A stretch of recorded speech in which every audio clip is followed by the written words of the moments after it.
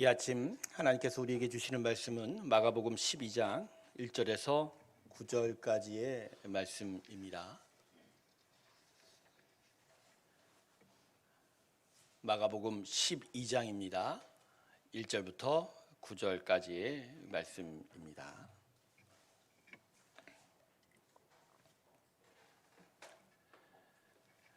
다 찾으셨으면 제가 읽겠습니다.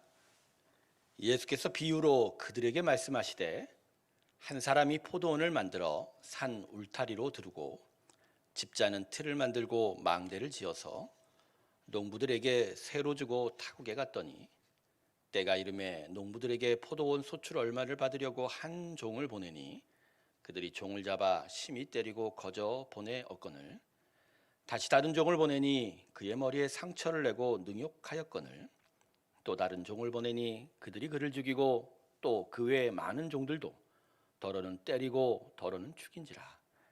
이제 한 사람이 남았으니 곧 그가 사랑하는 아들이라. 최후로 이를 보내며 이르되 내 아들은 존대하리라 하였더니 그 농부들이 서로 말하되 이는 상속자니 자 죽이자. 그러면 그 유산이 우리 것이 되리라 하고 이에 잡아 죽여 포도원 밖에 내 던졌느니라. 포도원 주인이 어떻게 하겠느냐? 와서 그 농부들을 진멸하고 포도원을 다른 사람들에게 주리라. 할렐루야. 우리 하나님께 영광의 박수 올려드릴까요? 아멘. 우리 백성진 장로님께서 어제 소천하셨습니다. 우리 성도들이 어제 낮에 또 장례식장에 가서 함께 위로를 나누었었는데요. 참 그동안 참 귀하게 신앙생활을 우리와 같이 하셨고 또 요새는 잘 나오지 못하셨죠. 몸이 아프셨지만 그럼에도 눈에 선합니다. 언제나 성경 읽기를 그렇게 열심으로 하셨던 우리 장로님, 항상 말씀 속에 함께 하셨던 그 장로님의 일들을 기억하면서 귀한 위로가 그 가족과 또 교회에 있기를 주님의 이름으로 축원합니다. 오늘 오후 4시에 또 교회에서 출발해서 또 입관식도 같이 진행할 예정입니다. 여러분 가족들 위해서 기도 많이 해주시기를 바라겠습니다. 지난 월요일에 우리 장로님들, 피택임직자 장로님들이 시험을 봤어요. 아주 모진 시험과 고초 끝에 시험을 통과했습니다. 예, 세 분 장로님들이 합격하셨으니 우리 박수로 축하할까요? 예. 근데 뭐 시험을 잘 통과한 그 열매는 뭐냐면 열심히 일하는 것밖에 없습니다. 야, 이제 앞으로 걸어가셔야 할 길이 참 고난의 길이십니다. 그러나 고난을 하나님의 영광으로 하시고 귀한 섬김이 우리 가운데 있기를 바라겠습니다. 5월 셋째 주일이 될 것 같아요. 임직식 하면서 우리 피택 권사님과 안수 집사님 또 여러 직분자들을 함께 세우는 귀한 축제의 자리가 우리 가운데 있기를 주님의 이름으로 축원합니다. 기도하겠습니다. 하나님, 우리와 함께하여 주셔서 아버지의 귀한 말씀을 알려주시옵소서. 심령에 깨닫게 하여 주시옵시고 온 인생으로 믿음에 거하게 하여 주시옵소서. 예수님의 이름으로 기도드립니다. 아멘. 우리 대부분은 우리 이웃들의 믿음의 때에 대하여 이렇게 말하고는 하죠. 아직 은혜의 때가 되지 않았나 봅니다. 때가 되면 그때 되겠지요. 우리 하나님께서는 기다리시기를 너무 잘하시잖아요. 그죠? 그리고 이러한 말들을 우리 자신의 믿음의 때에도 똑같이 적용하고 또 반복합니다. 때가 되면 그때 어떻게든 잘 되겠죠. 아무리 늦어도 우리 하나님께서는 우리를 기다려 주실 것입니다. 성도 여러분, 이 말과 생각에 대해서 어떻게 생각하십니까? 먼저는 우리의 이러한 말과 생각이 하나님의 성품에 대한 것이라면 그건 맞는 이야기입니다. 하나님은 우리 모두를 다 구원하시기 원하십니다. 아멘? 예, 다 구원하시기 원하시기 때문에 끝까지 기다리시는 분이죠. 대표적으로 탕자의 비유, 사실은 이게 선한 아버지의 비유라고 불러야 되는데 아버지의 재산을 미리 나누어 달라는 것은 그건 아버지에게 너무나 큰 수치와 모욕이지 않습니까? 그럼에도 아버지는 그 모욕을 참아내고 또한 작은 아들이 집을 나가는 그 악항에도 불구하고 끝까지 기다려줍니다. 그 끝내 되돌아온 아들을 박대하기는커녕 잔치까지 버려주시는 그 아버지, 그게 바로 우리 하나님의 모습이신 거죠. 아들 예수를 십자가에 죽이시기까지 우리를 사랑하신 그 하나님은 모든 자들, 모든 영혼이 하나님께 되돌아오기를 바란다는 거예요. 그래서 하나님의 성품은 끝까지 기다리시기 원한다. 다만 영원하게는 아닙니다. 마지막 심판이 오기 전까지라는 거죠. 그런데 때가 되면 되겠지요라는 말이 우리가 우리 자신의 믿음에 대하여 말하는 것이라면 그건 틀린 것이 됩니다. 하나님의 성품에 대한 이야기는 맞는데 우리가 우리 자신의 믿음의 때에 대해서 말하기 시작하면 그건 틀린 거라는 거죠. 여러분 한번 잘 생각해 보세요. 하나님께서 우리를 끝까지 기다리신다는 말이 우리에게 늦게 와도 괜찮다라는 말일까요? 아니지 않습니다. 가출한 자녀에게 그 부모가 그렇게 사소연을 합니다. 그래, 난 니들 끝까지 기다릴 거야. 너 끝까지 기다릴 거야. 근데 이러한 부모의 말이 그 자녀가 그래, 내가 원할 때 가면 되지, 그런 의미로 들려야 될까요? 우리는 오늘 본문을 좀 새롭게 볼 필요가 있습니다. 그래서 우리가 평소에 가지고 있던 하나님의 기다림에 대한 생각이 어쩌면 모순적인 생각이었다라는 것도 한번 생각해 봐야 합니다. 오늘 하나님의 말씀이 마음의 심령에 깊이 새겨지길 주님의 이름으로 축원합니다. 자, 오늘 본문에 기록된 예수님의 비유에는 중심 구절이 하나 있어요. 그게 바로 9절입니다. 자, 우리 9절 말씀 자막으로 보실 때 우리 같이 한번 한 목소리 읽어봅니다. 같이 읽습니다. 시작. 포도원 주인이 어떻게 하겠느냐? 와서 그 농부들을 진멸하고 포도원을 다른 사람들에게 주리라. 여러분 이 본문 9절만 보면 이 비유에 등장하는 포도원 주인은 아주 단단히 화가 나 있는 것처럼 보여요. 자신이 심혈을 기울여 만든 포도원, 그것을 맡겨두었는데 오히려 새를 내기는커녕 보낸 종들도 따 때려 죽이고 심지어 자기의 아들마저도 죽였기 때문이지 않습니까? 심혈을 기울여 만들었다라고 본문이 소개합니다. 그것을 그 농부들을 불쌍히 여겨 양식 얻을 수 있는 그런 장소로 빌려주었는데 사실 농부는 이 주인에게 세를 내야 되지 않습니까? 그런데 농부들은 세를 내지 싶지 않았던 겁니다. 그 이유를 보면 본문 7절에 기록되어 있듯이 농부들은 주인의 것인 포도원을 자기 것으로 얻고 싶었던 거죠. 농사를 지다 보니 이게 자기 것이 되어버린 거고 내 소유가 되어다 보니 이것을 빌려준 주인에 대한 감사가 사라져버린 것이죠. 그래서 농부들은 주인이 새를 거두러 보낸 종들과 그리고 주인의 아들을 끝내 죽이게 됩니다. 그런데 오늘 본문을 자세히 살펴보면 포도원 주인은 처음부터 화가 난 것이 아니었다라는 거예요. 사실 포도원 주인은 농부들의 악행을 보고도 계속하여 참고 인내하고 기다렸습니다. 그 농부들이 자신이 보낸 종들을 계속해서 때리고 능욕을 해도 심지어 죽였어도 계속하여 자신의 종을 농부에게 보낸 것이 그 증거이죠. 자, 오늘 본문 4절과 5절을 보세요.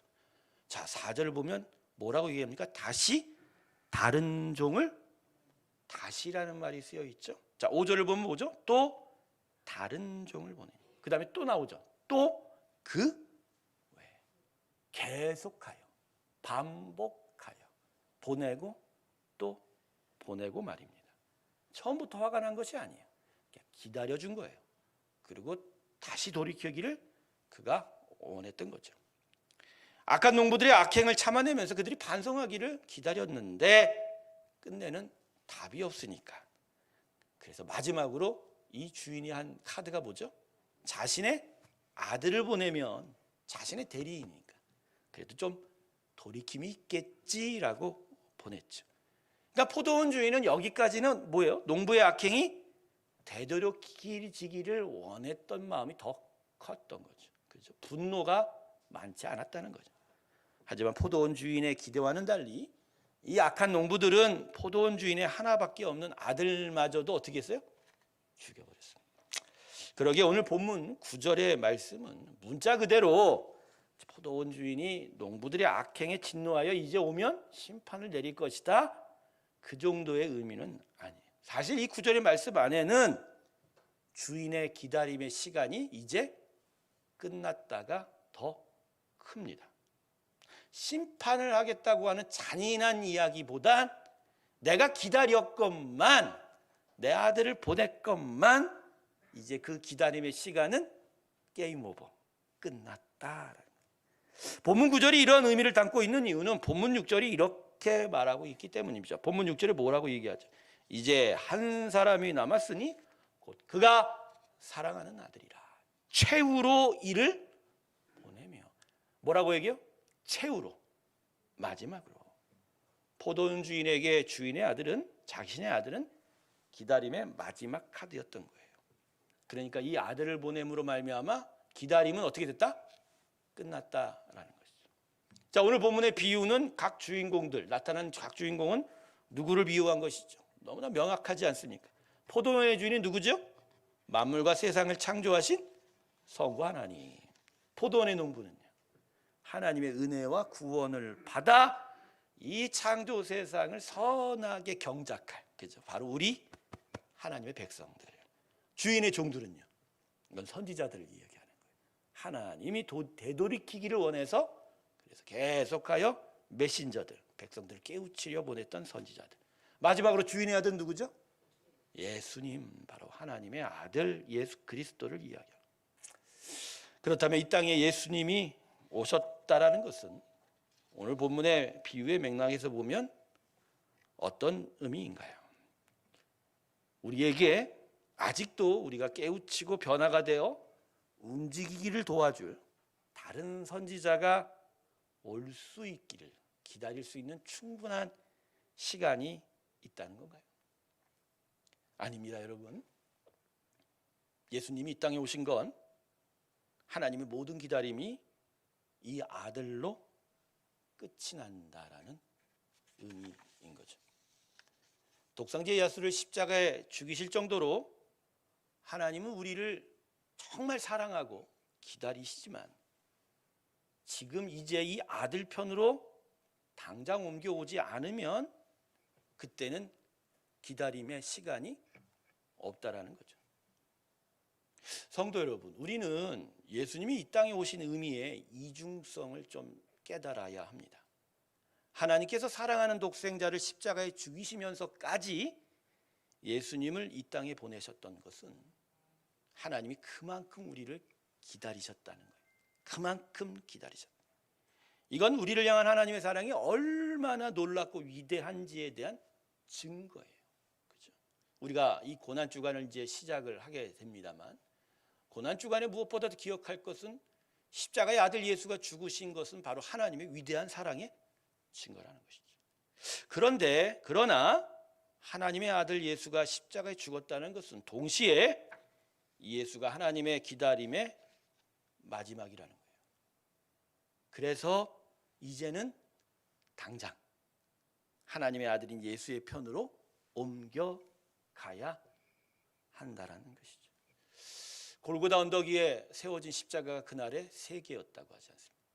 중심엔 예수의 십자가, 좌우편의 강도.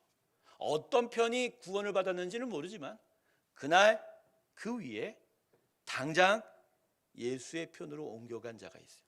둘 다 똑같은 행악자였지만 그러나 한 사람은 그날 예수님이 이렇게 말씀하셨어요. 네가 나와 함께 지금 낙원에 있으리라. 할렐루야. 지금 당장. 다른 편에 있는 강도는 왜 그랬을까요? 이 예수가 아니면 또 다른 구원의 길이 있을까? 사실 그도 그날 십자가에 죽었긴 하지만 저는 이 골고다 언덕에 세워진 세 개의 십자가가 바로 우리에게 구원의 임박성, 그리고 즉각성, 그리고 당장 예수님 편으로 옮겨와야 한다라는 어떤 구원의 심각성을 이야기하는 것으로 다가옵니다. 하나님의 아들 예수가 십자가에 죽으신 건 우리를 향한 아주 크고 위대한 사랑의 증거이지만 동시에 우리에게는 지금 그만큼 그 심각한 사랑이 있기에 우리는 하나님 편으로 빨리 가야 한다는 것이죠. 예수가 십자가에 죽은 것만큼 심각한 사건이 이 천지 만물 가운데 있었을까요? 하나님이 죽으신 거예요. 예수님은 하나님이십니다. 아멘. 하나님이 십자가에 죽었다는 거예요. 여러분, 이거 심각한 거예요. 우리를 만드시고 온 만물을 만드신 하나님이 십자가에 죽었다라는 이 심각성. 근데 그것이 바로 우리의 사랑이라는 아주 놀라운 하나님의 사랑. 근데 그 사랑이 오늘 우리에게 무엇을 얘기해요? 내가 기다렸는데, 그리고 진짜 마지막으로 기다렸거든. 이제 너희는 내게 당장 와야 해. 왜요? 요 다음은 뭐라고요? 최후의 심판이라는 것이죠. 성도 여러분, 하나님은 여전히 우리를 기다리십니다. 믿습니까, 여러분? 기다리세요. 제가 아까도 얘기했죠. 하나님은 우리를 기다리신 분이라고요. 하나님은 이 세상을 심판하기 위하여 아들 예수가 다시 이 땅에 오시기까지 우리를 여전히 기다리실 거예요. 하지만 하나님이 우리를 기다리신다는 것의 의미가 우리가 생각하는 뭔가 아니란 생각과는 차원이 다르다는 거예요. 우리는 하나님의 기다림이 하나님의 마지막 심판이 연기되고 있다라고 생각을 합니다. 연기될 거야. 끝까지 연기될 거야. 끝날이 계속 연기될 거야. 아닙니다, 여러분. 예수님이 다시 오시면서 시작되는 최후의 심판은 지연이 되고 있는 건 맞지만, 근데 사실 있잖아요. 하나님의 심판이 이미 시작됐다라는 거. 여러분, 예수님이 오시면서 하나님의 심판이 시작됐다라는 것을 깨닫습니까? 여러분, 하나님께로 돌아가는 자에게 천국이 이미 임했고, 하나님을 믿지 않는 자들에게 이미 지옥의 음부의 권세가 시작이 되고 있는 거예요. 자, 예수님이 뭐라고 얘기하셨어요? 처음에 공생애 때 천국이 가까이 회개. 자, 지금 어떻게 얘기해요? 천국이 지금 온다는 거예요. 자, 여러분, 이 천국이 우리가 나중에 들어갈 천국과 다른 건가요? 아니에요. 천국은 하나님의 나라, 하나님의 다스림입니다. 예수가 오면서 본격적으로 하나님의 나라가 이곳에 온 거예요. 그러니까 하나님의 백성은 천국을 소유하게 된 겁니다. 할렐루야. 오늘 여기 있는 분들은 천국을 소유한 자예요. 하나님의 나라가 이미 임한 자예요. 다만 육체가 죽으면 이 영혼이 복을 받아 더 지극한 땅으로 간 것이죠. 지금 우리는 천국을 맛보고 있잖아요. 그러면 이 땅에 지금 천국이 이미 왔다라는 것. 그 반대로 뭐가 지금 시작이 되고 있다고요? 예. 그리고 예수님이 오신 이후에는 하나님의 기다림의 정도가 달라지는 거예요. 그 이전에 선지자들 보냈던 시간과는 달라요. 그때는 마지막 카드가 남아있지요. 근데 지금은 마지막 카드가 있어요, 없어요? 없어요.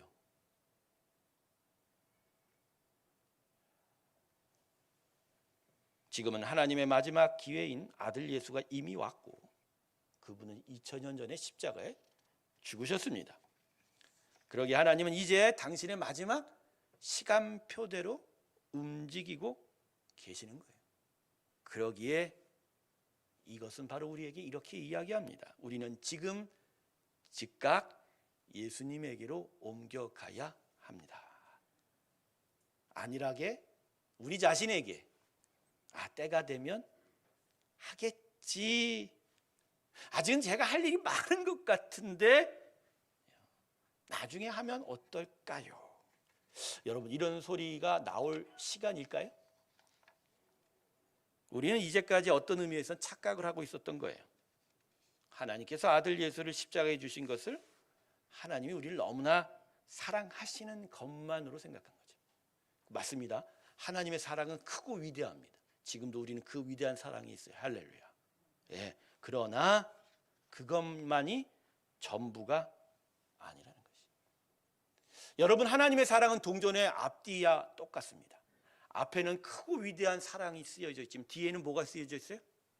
최후의 심판이라는. 정말 하나님의 사랑이 진짜 그 심판이 없다면 예수님이 보내신 것으로 이 땅은 영원해야 돼요. 그런 생각 안 해보셨어요? 예수님마저도 십자가에 주셨는데, 그 위대한 사랑이 임했는데, 그 사랑이 이 땅에서 무엇을 이루어야 돼요? 완전한 사랑의 나라를 이루어야 되지 않습니까? 근데 예수님이 왜 다시 오셔야 되죠? 여러분, 예수님이 왜 다시 오셔야 돼요? 여러분, 그러니까 하나님의 사랑은 뒷면에 뭐가 있다고요? 공의가 있는 거예요. 공의가.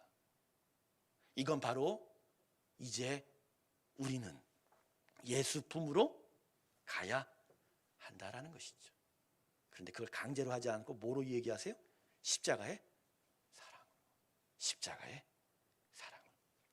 하나님께서 끝까지 기다리신다라는 것은 우리를 절대로 포기하지 않는다라는 의지의 표현이지, 우리에게 편안한 시간을 주겠다고 하는 건 절대 아니라고 하는 거예요. 아까 제가 서두에 그랬죠. 가출한 자녀에게 부모가 나 너 끝까지 기다릴 거야. 집에 와.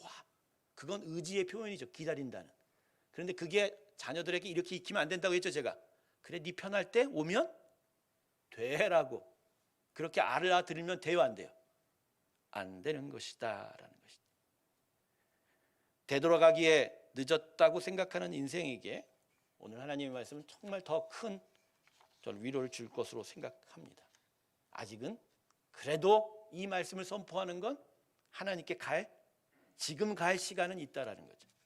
그러나 아직도 시간이 남았잖아 라고 하는 자들에겐 하나님의 기다림은 그냥 기다림이 아닌 거예요, 여러분. 지금 당장 와라 라고 하시는 말씀. 사랑하는 새로운 교회 성도 여러분, 이 말씀을 듣는 여러분의 얼굴을 보니까 좀 심각한 것 같네요. 우리는 무엇을 기다리며 사는 인생인가요? 우리가 결국 산다라는 건 우리가 무언가 기대하고 바라고 소망하며 사는 거 아닌가요?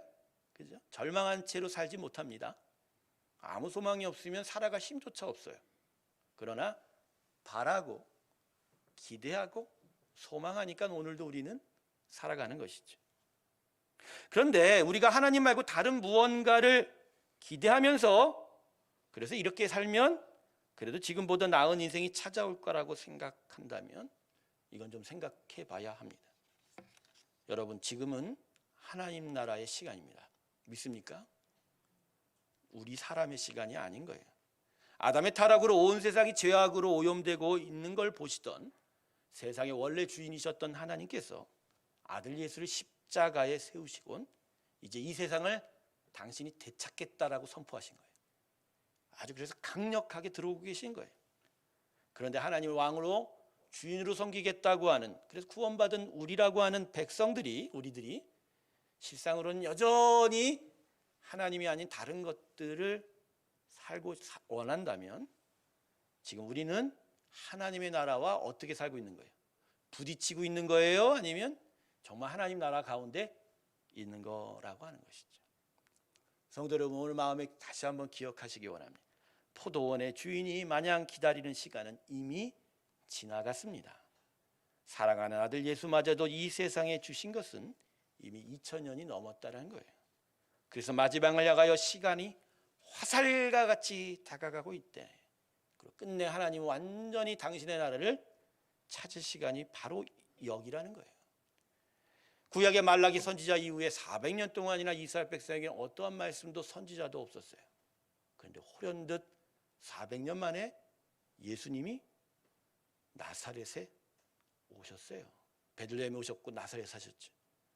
갑자기 오신 그 예수님, 말라기 선지자 이후에 400년 만에 갑자기 등장했던 그 예수님의 등장을 우리는 다시 기억해야 합니다.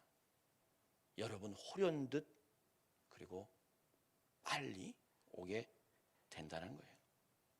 성도 여러분, 우리 다 예수 믿지요? 그러면 지금 당장 예수님 편 안에 서서 그분이 어느 날 갑자기 오시더라도 놀라지 아니하고 그분과 함께 영원한 생명 얻을 것을 간절히 소망해야 할 것입니다. 그리고 오늘 오시지 않으면 그래 안 오셨어 좋아 그런 게 아니지요. 오늘도 누군가가 주님께 돌아가야 하기에 하나님은 오늘도 기다렸었다라는 것을 기억하면서 그 하나님의 기다림을 바로 구원의 역사로 바라봐야 한다는 것이죠. 말씀을 정리하겠습니다. 때가 되면 은혜를 받겠지요? 그건 우리 자신에게 할 말이 아니라는 거예요. 우리는 지금 은혜를 받아야 됩니다. 할렐루야. 지금 은혜를 받아요. 고난주간 특세가 내일부터 시작이 되지요. 2주간의 특세. 목사님 난 내년에 할래요. 그러지 마세요. 특세 하루 이틀 나온다라는 거 행위가 그렇게 중요한 건 아니에요. 행위가 아니라 우리 새로운 교회는 무엇을 가르친다고요? 마음의 중심을 가르쳐. 그래도 이번엔 정말 내가 하나님의 은혜를 받아야 돼. 이번엔 진짜 나 하나님 만나야 돼. 이번엔 진짜 하나님의 은혜가 풍성히 내게 있어야 돼 라고 하는 자에게 오늘 하나님의 영광의 나라가 임할 것입니다.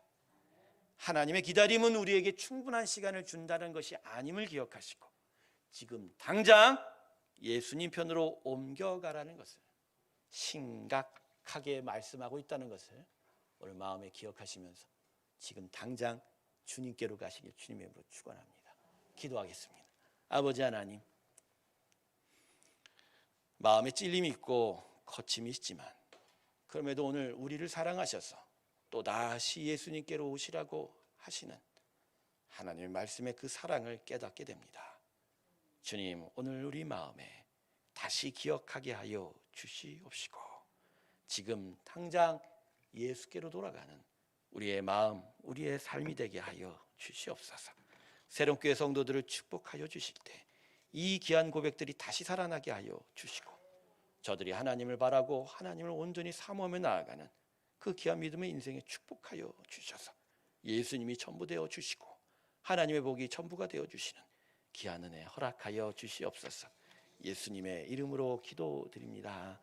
우리 다 같이 324장 같이 찬송 부르겠습니다. 예수 나를 오라 하네. 324장 부르면서 동원하겠습니다.